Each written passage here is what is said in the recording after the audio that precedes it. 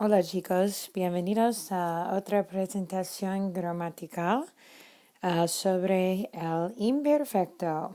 Okay, y se llama cuando era niña. Right now this phrase sounds different and new, but it's going to become very familiar very soon because fortunately all the concepts in chapter 10 are, and I want you to pay attention to this and remember this for the rest of the course.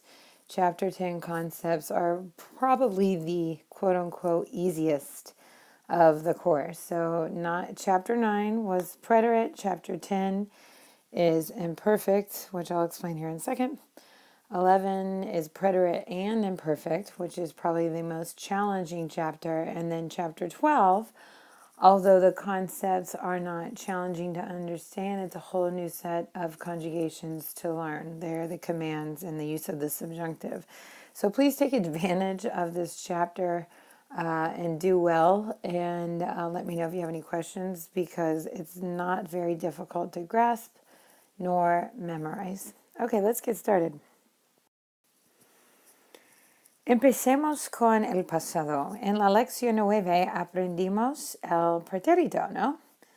Un tiempo del pasado de acciones específicas. And this is muy importante. Acciones específicas, which I'm sure you know, means, specific actions. And it's very important to grasp this concept right now because we're about to learn a different past tense. So with the preterite, we saw specific references to the past. And therefore we use the preterite because these actions here, vimos una película ayer, estudié anoche en conversaron la semana pasada, are all actions that took place once, one time, okay? Whenever you want to state something that happened in the past that took place just one time and was completed in the past, you use the preterite. It's very important that you understand that. Now, the conjugations are very complex because there's so many rules and irregulars and verbs that change meaning in the preterite. But what the preterite is used for is quite simple. And it's important that you recognize this because we're going to learn about the imperfect, a different past tense, a different way to refer to the past to describe other past actions.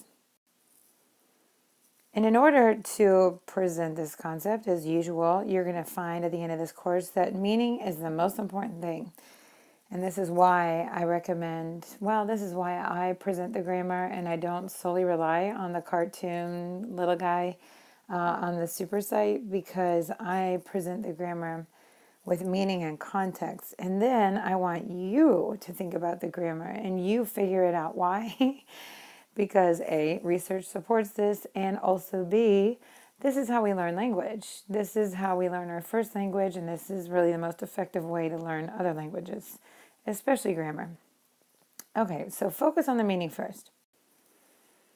Cuando yo, por ejemplo, yo, es una foto de su profesora de niña.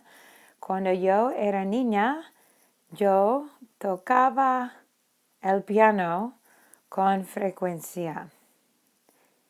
Think about the meaning. Think about who I'm talking about, what I'm talking about, when am I referring to this particular action that I am talking about. So we all know, just based on the context here, that I'm referring to my childhood. Cuando era niña, and then tocaba el piano. We use the verb tocar with instruments, and based on the picture, we know what's going on. And now we can focus on the grammar and think about, grammar in terms of meaning. So, cuando yo era niña, I'm saying when I was a child, okay? Not una niña. And then tocaba el piano con frecuencia. This is another important point to note because con frecuencia indicates what? This is like the most distinguishing factor between the preterite and the imperfect, which I just reviewed. The preterite tense that we did in chapter 9 is for specific actions completed one time in the past. But when we see con frecuencia, we know this means frequently or often. And therefore, what do we know about playing the piano? That I did it more than once. Habitual actions, actions we used to do in the past. That's what we use the imperfect for. And I'm using era niña when I was a child because, again, I'm referring to repeatedly as a child. And hopefully this makes sense. But if it does not, at the end of this presentation and practicing it on the super site, you must communicate with me. De niña yo tocaba el piano. So this is our example. And I'm not going to focus on era just yet. I'm going to focus on this regular verb, tocaba, and that it comes from this infinitive, tocar. So what can we conclude about the imperfect tense conjugations? If it's an AR verb, our ending in the yo form is aba. So hablar would be hablaba. Dibujar would be dibujaba, right? And these verbs are conjugated as aba in the yo form. And you'll notice something else that's easy to remember about AR verbs in the imperfect tense when we look at other forms. But honestly, as long as you know aba for imperfects, you will be able to figure out the other forms. You might already be thinking about, I wonder if the to form is abas, or if the nosotros form is habamos, because we already know those patterns in grammar and conjugations. And therefore, if you just know the yo form, you're okay. ¿Y ustedes de niños tocaban algún instrumento? ¿Qué instrumento tocaban ustedes? ¿Tocaban la guitarra? ¿Tocaban el violín, el piano, la saxofona, trompeta, tambor, piano? ¿Qué tocaban? El triángulo? ¿Qué tocaban ustedes? Okay, so I think you know what I'm asking you. I think you grasp the meaning. If not, let me know. Now let's look at the grammar. We still have the same verb, tocar, remember? And I was talking about the different forms. Tocaban, ustedes, or tocaban. And we have that letter N. Do we ever see N in our third person and second person plural forms? Ustedes, ellos, ellas. Yes, every single conjugation, no matter what tense, for third person plural forms, and ustedes, we have the letter N. That's why I'm saying the yo form, and then you'll know the rest. Tocaban. Otro verbo, otra actividad repetida. De niña, yo leía los libros de Strawberry Shortcake. Bueno, otra foto de mí de niña. Y otro verbo, otra actividad. Leía. And based on the context, based on the picture, even though this verb is completely new, I'm going to assume that A, you know what it means, and B, you're recognizing something about the conjugation. Leía is how we pronounce it. And what infinitive does it probably come from? Yo leía libros. Leer. And so we can conclude what? About the verb leer or regular ER, and of course IR verbs, because we know in Spanish ER, IR usually share the same conjugation.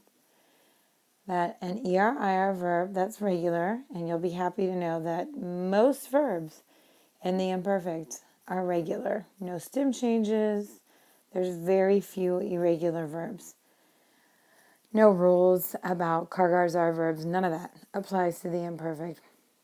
Even verbs that are typically irregular are regular, like tener. Tener is tenía, and estar is estaba. These verbs are almost always irregular. Hacer, hacía. So when we take an ER verb like tener or hacer or comer or beber or dormir, dormía, comía, bebía, hacía, tenía, And again, yo form is what I'm using for the examples, because if you know the yo form, then you can draw conclusions about the to form. ¿Y tú leías libros de niña o de niño? Sí, nosotros leíamos libros de niños. Íamos. We already know that these conjugations work like this. So take what you know, build on it, and don't bother memorizing 6 forms in the imperfect tense. Know the yo form and go from there. ¿Qué libros leían de niños, plural? Ustedes, plural. Leían, ¿no? La forma de ustedes, la forma de ellos, la forma de ellas. Otro verbo, de niña, yo veía las películas de Disney. Me encantaba Cenicienta. Veía, encantaba. So even though it looks regular, well, encantaba is regular. But remember those rules about gustar, encantar, interesar, fascinar, molestar, aburrir. Those verbs live on a totally different planet than regular ER, IR, and AR verbs, because they just have a singular or plural form. Me encantaba Cenicienta. Or me encantaban, I can make it plural if I'm referring to películas. Why? Because películas is plural. So don't forget those rules about these verbs that only have like gusta or gustan, aburre or aburren. And we use these indirect object pronouns with those. Me, te, le, nosos, les. And then ver is an ER, IR verb or an ER verb, whatever. But it's actually irregular in the imperfect tense. Ver, veía. Just because it's stem would normally just be the letter V. But when we use it in the imperfect tense, we don't lose that letter E either. Veía. ¿Y ustedes de niños qué películas veían? ¿No? Les gustaban las películas de Disney. And here we have that example I was referring to. Las películas gustaban. Les, okay? We don't want to conjugate this verb like encantar, aburrir, molestar, like other, yo, tú, él, ella, ustedes, whatever, nosotros forms, because they use those indirect object pronouns, okay? And veían comes from the infinitive ver, which is technically irregular, but as you can see, it uses that regular ER, IR ending. Veía. So its stem is actually VE. That's what makes it irregular. But it might as well be regular because it's so obvious. De niña, yo iba, bueno, aquí estoy yo. Yo iba de vacaciones con mi familia. And hopefully now, even though you might notice the grammar, I want you to focus on the meaning. Iba de vacaciones is the context here. Con mi familia. No es mi casa. Es un apartamento en Norte Carolina, cerca de la playa. ¿Ok? Tenía como 7 años en esta foto. Tenía 7 años. When we talk about age, we always use the imperfect. However old you were, we always say tenía. Always, always. There's nothing I can say is always in grammar, but this in Spanish is always. Tenía 7 años when we reference our age in the past. But back to this verb. This is our focus verb right now. Iba. Iba de vacaciones probably comes from what verb? Ir. Ir is irregular in the imperfect tense. Iba. So make sure you know that one in the yo form. Íbamos nosotros. Ibas tú. ¿No? ¿Y ustedes a dónde iban de vacaciones de niños? Iban. Nosotros íbamos a la playa, por ejemplo. En resumen, yo era contenta de niña. Yo era. So I started off this presentation with era. Cuando era niña, when I was a child. And here I'm saying I was happy as a child. De niña. Era. This is an irregular verb like iba. And what would be the infinitive of era? Is iba. I was. Yo era. Was is the imperfect of ser. So ser, not estar. Estar is regular. Estaba. Ser is irregular. And the imperfect tense. So I'm going to review these conjugations momentarily. But just to reiterate, the imperfect tense is used for habitual, repeated, ongoing actions in the past. So now you have two ways to express and narrate your ideas in Spanish in the past. You use preterite for one-time things that happened, and you use the imperfect for ongoing, habitual, repeated actions. Those are the rules, but you're going to have lots of practice with this before I expect you to know how to use both of them simultaneously. We'll save that for chapter 11. Okay, los regulares. So, abaía. This is what I was talking about earlier. As long as you know the yo forms, then the rest of the forms make sense, right? Abaía. So, two ibas. Notice that usted, él, and ella, second person formal, usted, and then third person singular, él and ella, those forms are the same as the yo form. So 2 for 1.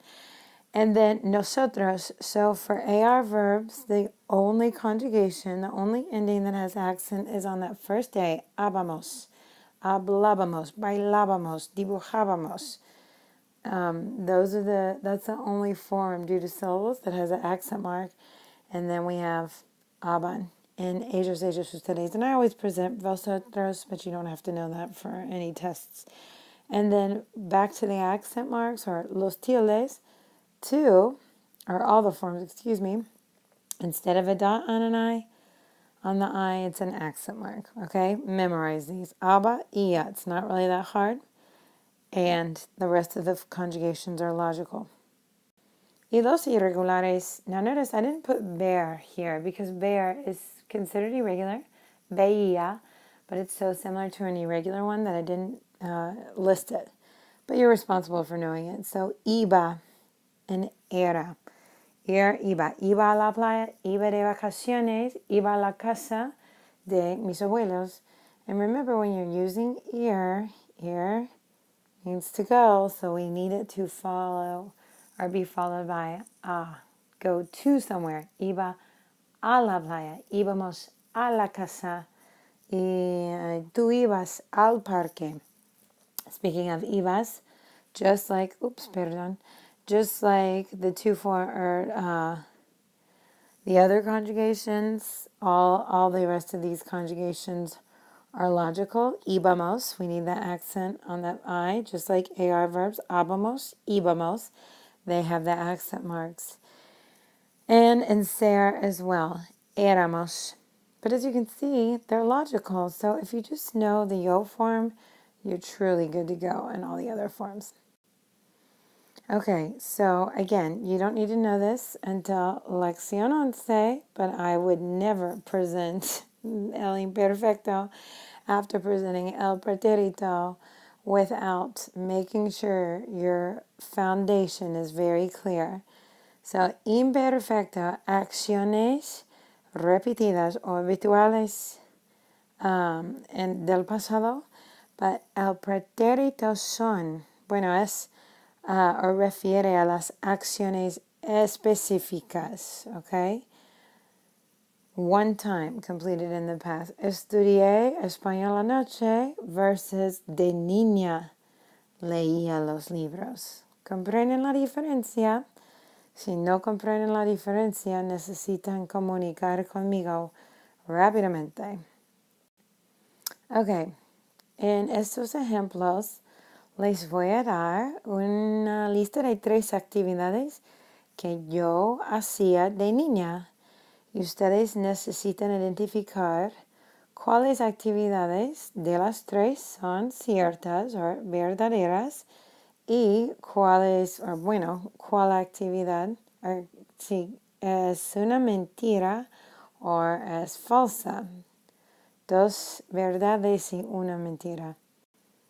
Ok, para mí, cuando yo era niña, cierta o falsa, o verdadera o mentira, yo tocaba la trompeta, yo leía los libros de Strawberry Shortcake y a mí me encantaban las películas de Disney.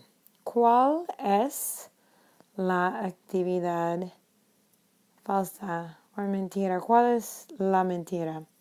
Número uno, ¿no? Yo no tocaba la trompeta. ¿Qué tocaba yo? El piano, ¿no? Bueno, no tocaba el piano bien, pero yo tocaba la trompeta, el piano. Y si tienen preguntas, como les dije, por favor escríbeme por email o comuniquen conmigo muy pronto. Muchas gracias, chicos. Hasta luego.